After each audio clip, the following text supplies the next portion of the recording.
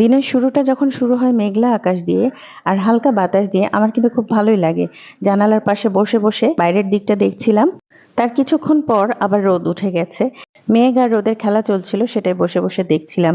আর এর মধ্যে আপনাদের ভাইয়া বাজার এনেছে আজকে। তো সব বাজার আজকে দেখাবো না, ওটা দেখাতে গেলে আবার ভিডিওটা বেশি বড় হয়ে যাবে।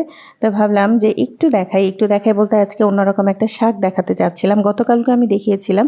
এই শাকটা দেখতে কিন্তু ডাঁটা শাকের মতো। তো এই শাকের নাম কিন্তু আসলে ডাঁটা শাক না। তো যাই হোক, তো আমি বাজারগুলো গুছিয়ে আমি আবার এদিকটার কাজ সেরে নিচ্ছি। মানে আমার রান্নাঘরে জমে থাকা যে কাজগুলো, সেগুলো আমার মানে আজকে সকাল থেকে একটু আলসেমি কাটছিল। তো কাজগুলো পড়েই রয়েছে।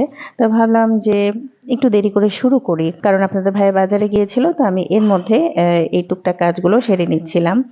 তো আসলে কি, যে আমাদের মেয়েদের কাজের শেষ নেই।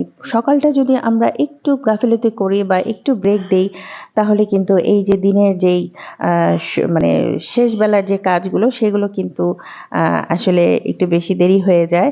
আর সময়টা তখন বেশি লেগে যায়।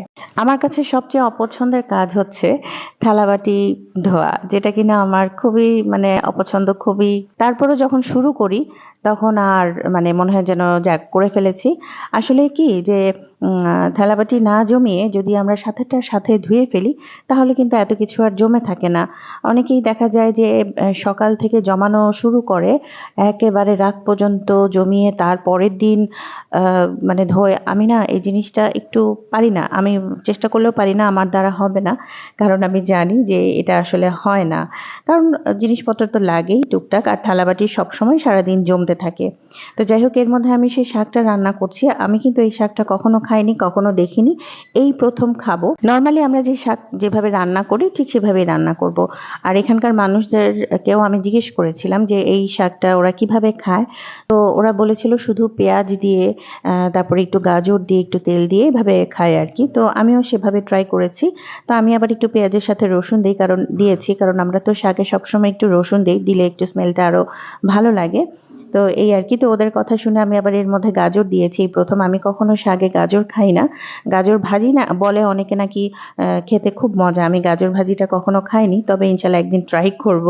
দেখা যাক। তা এর মধ্যে আমি আবার আমার ছোটটার জন্য একটু শাক তুলে রাখছি, কারণ বেশি মানে আমি একটু পরে এটাকে আবার মরিচগুলোকে একটু চামচ দিয়ে নেড়ে দিব যেন ঝাল ঝাল হয়। আর এই শাকটার নাম হচ্ছে চিচা। চিচা বলতে মানে চিচার আগে একটা হবে।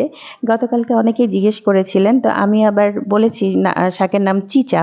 ওভাবে তো আর বলা যায় না, মানে চিচা কথাটা আসলে বলা যায় না। তো আজকে ভিডিওর মাধ্যমে আমি একটু বলেই দিলাম।